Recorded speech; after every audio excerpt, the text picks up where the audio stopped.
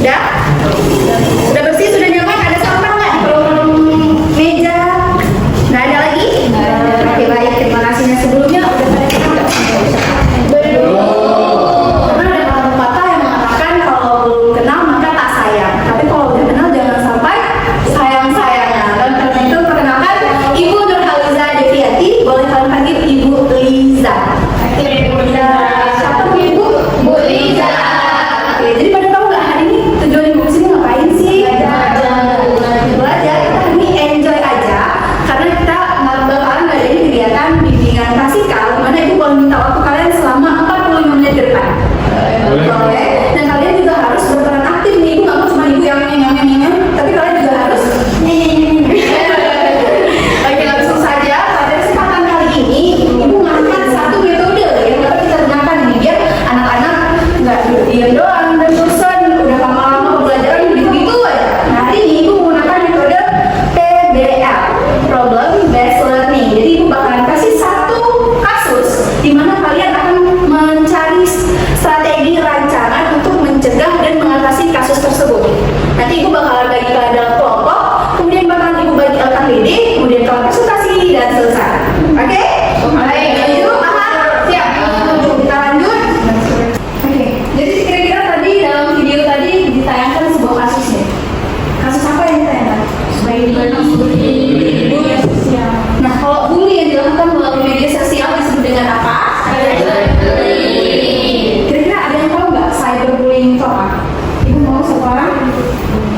Ada yang tahu sebelumnya apa itu cyberbullying?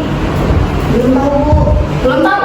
Ya, Bu. Nggak pernah dengar gitu lewat di TikTok. Kan ini remaja-remaja milenial, nggak jauh dari yang namanya medsos. Nggak pernah kan? Nggak pernah dengar? Komentar TikTok. Kalau di situ menurut kalian apa sih cyberbullying itu? Komentar negatif. Kemudian menyakiti hati, menghujat. Ya, kamu kan gimana? Membeli orang lain dari digital. Oke, membuli orang lain melalui digital. Sebenarnya semua pendapat anak-anak itu benar. Nah, kemudian kita dapat merangkum nih, apa sih cyberbullying itu? Cyberbullying itu dapat diartikan sebagai tindakan intimidasi, pelecehan atau penghinaan yang dilakukan secara online melalui platform media sosial. Contohnya nih, Instagram, TikTok, YouTube, Facebook. Anak-anak sini pada pakai nggak? Oke. Jadi itu merupakan pengertian dari cyberbullying. Nah, ternyata cyberbullying itu memiliki bentuk-bentuknya. Tadi di dalam video ada nih ada beberapa bentuk cyberbullying dalam video tersebut. Siapa nih yang mau sebutkan apa bentuk-bentuk cyberbullying yang terdapat di dalam video tersebut?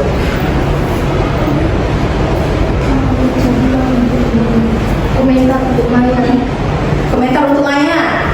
Apa bentuk komentarnya? Oke, itu disebut bullying apa? Verbal. Oke, itu merupakan salah satu bentuk cyberbullying di mana itu merupakan bentuk pelecehan verbal. Dia mengatakan tapi melalui medsos. Apa dibilangnya Bu Sumaya? Itu merupakan satu bentuk cyberbullying pelecehan verbal. Ternyata bukan hanya pelecehan verbal yang bentuk cyberbullying, tapi juga ada pelecehan emosional, pelecehan sosial, pelecehan konten, dan cyberbullying fisik. Yang mana pelecehan emosional tuh kita ngancem dia gitu, kita bilang dia sok cantik lah, terus otomatis emosional si Maya semua pasti kayak merasa insecure lah dia, emosionalnya terganggu. Itu merupakan salah satu bentuk pelecehan emosional. Kemudian pelecehan sosial, tadi kawan-kawannya pada jauhin dia nggak? Iya. Apa dibilang? Maya sok cantik ya. Itu merupakan pelecehan sosial nih, intimidasi dan nggak mau sama dia gitu ya kan. Kemudian pelecehan konten, kita bisa memberikan konten-konten video-video, foto-foto orang tanpa izin. Itu merupakan salah satu bentuk cyberbullying, pelecehan konten. Dan yang terakhir yaitu cyberbullying fisik. Ini sangatlah tingkat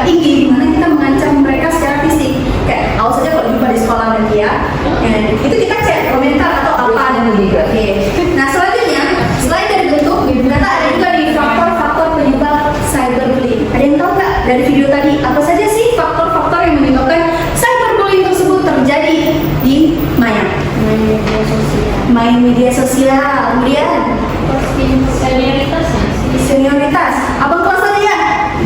Ada sih, cuman yang lainnya. Oh yang kakak-kakak kalian, teman-teman kelasnya. Kemudian yang lainnya? Ada lagi kakak tadi mau jawab apa? Posting. Memposting foto-foto. Oke, sebenarnya itu betul, nggak ada yang salah pendapat dari anak-anak. Namun kita bisa melihat nih, kalau dari video tersebut si Maya kurang mengetahui nih pemahaman tentang dampak dari penggunaan seperti yang dia sebutkan tadi, dia menggunakan media sosial tanpa tahu dampak negatifnya. Sebenarnya kalau kita main media sosial kita harus berani, kita harus tahu dampaknya, jangan hanya main-main saja. Kemudian kemudahan akses terhadap media sosial sekarang di mana-mana ada wifi, warung kopi ada wifi, kafe ada wifi, bahkan sekolah juga menyediakan wifi bagi sekolah yang mengizinkan membawa HP. Nah di situ anak-anak sangat mudah untuk mengakses media sosial. Dan yang ketiga ada keinginan untuk mendapat perhatian, FOMO ya disebut sekarang. Nah, kita pakai foto biar apa? Biar apa? Biar dibilang cantik. Nah, kemudian yang keempat keinginan untuk membalas dendam. Ini sebenarnya contoh dari ketika kita udah dituin sama orang, dijelain sama orang, tapi kita menggunakan anonim, kita menuliskan komentar-komentar, kan nggak ada identitas kita, tapi kita berniat untuk membalas dendam. Dan yang terakhir ada pengaruh dari teman sebaya. Banyak orang dulu kan bilangin ya.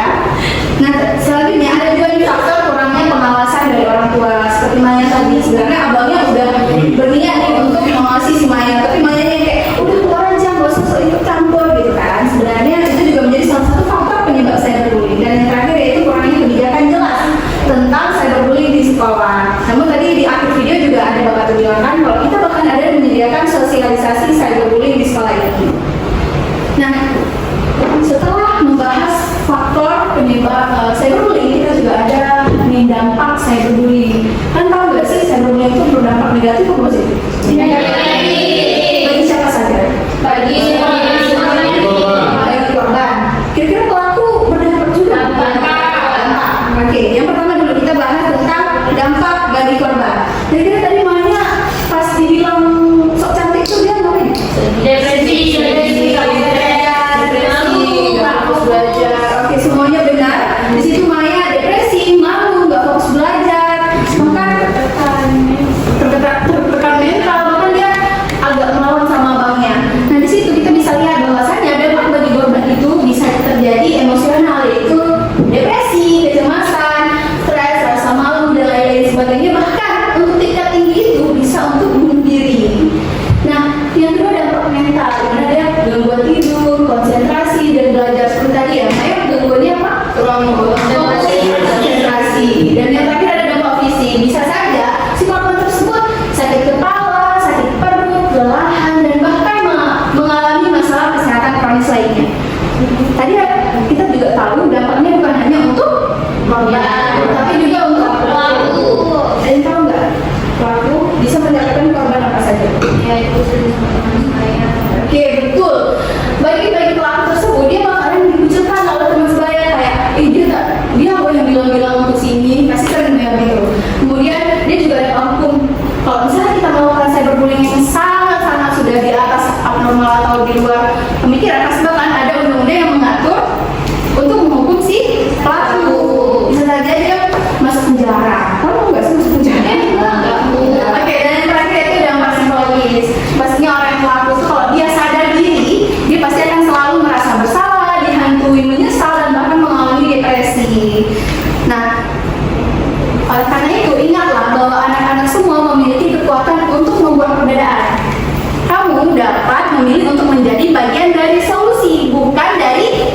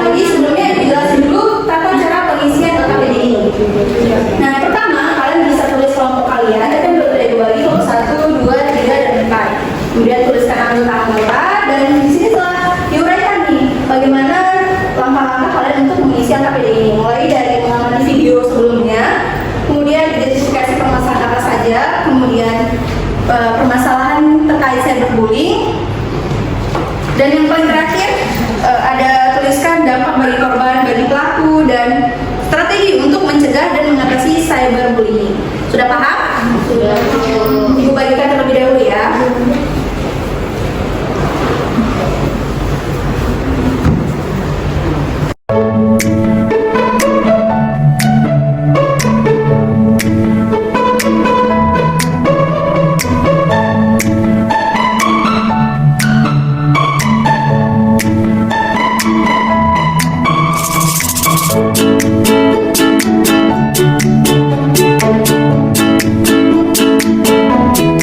Oke, udah dapat semuanya? Nah, di sini Ibu mau kan mengisi jawaban kalian, rancangan kalian di kertas ini. Nanti jika ada yang tidak paham, boleh tanya ke Ibu. Ibu kasih waktu kalian 15 menit cukup kan? Cukup. Lebih. Mulai dari sekarang. Anak-anak, jika ada yang tidak paham, boleh ditanya ke Ibu ya. Ibu.